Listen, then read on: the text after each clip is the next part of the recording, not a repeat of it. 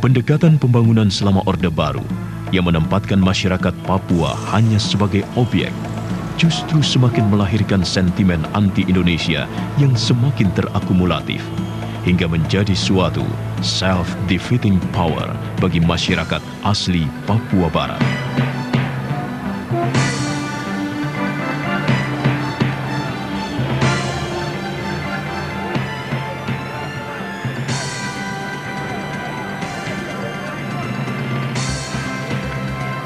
Akibatnya, rasa kehilangan harkat dan martabat masyarakat Papua sebagai manusia di tanahnya sendiri terasa semakin mengental, sehingga gejolak untuk memisahkan diri dari Negara Kesatuan Republik Indonesia terus meningkat tajam.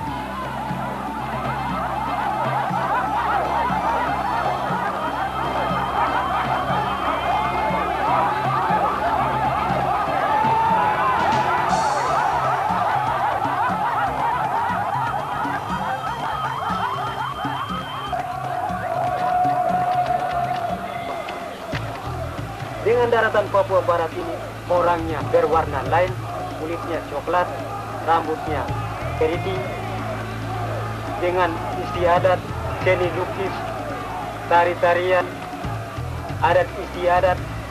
Di samping itu, banyak kalangan yang salah persepsi atau bahkan tidak paham mengenai akar persoalan di Papua Barat, yang antara lain diakibatkan oleh terjadinya penyimpangan-penyimpangan pada sejarah Papua.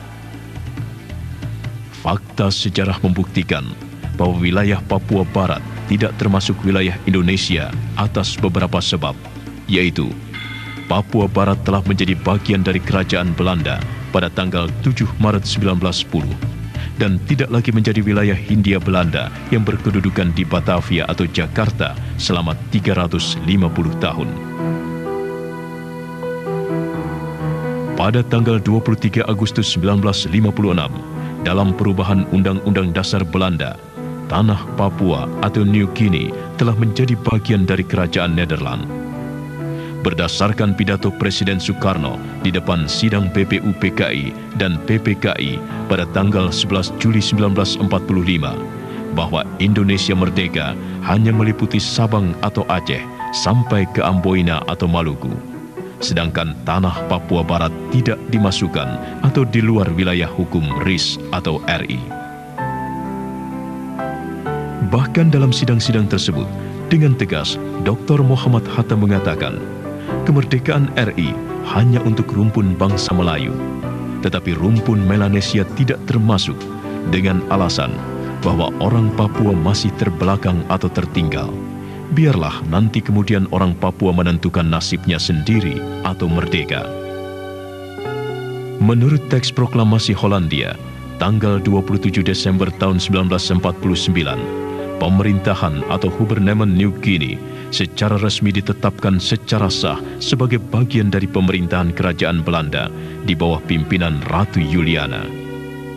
Orang Papua bahkan tidak pernah terlibat dan dilibatkan pada masa-masa awal perjuangan dan persengketaan bangsa serta perumusan perjanjian politik. Seperti misalnya, tidak terdapat suatu kekuatan hukum RI apapun yang mengikat bangsa dan bumi Papua sejak awal perjuangan hingga tahun 1999. Sumpah Pemuda pada bulan Oktober 1928 di Jakarta, sampai dengan proklamasi kemerdekaan pada tanggal 17 Agustus 1945. Konferensi Meja Bundar pada bulan Desember 1949 di Den Haag, dan New York Agreement pada 15 Agustus 1962 di Amerika antara pemerintah Republik Indonesia dengan Kerajaan Belanda, serta Roma Agreement antara pemerintah Kerajaan Belanda, Republik Indonesia, dan Amerika Serikat. Penolakan bangsa Papua terhadap pemerintah RI telah dimulai pada tahun 1951 dalam sikap pernyataan yang terdiri dari 16 pasal yang ditandatangani oleh para tokoh dan pemimpin Papua jauh sebelum terjadi pepera. Rakyat Papua bahkan secara konstitusional telah mendirikan negara merdeka pada tanggal 1 Desember 1961 di Hollandia, kini Jayapura, yang dilengkapi dengan kelengkapan alat kenegaraan Papua Barat.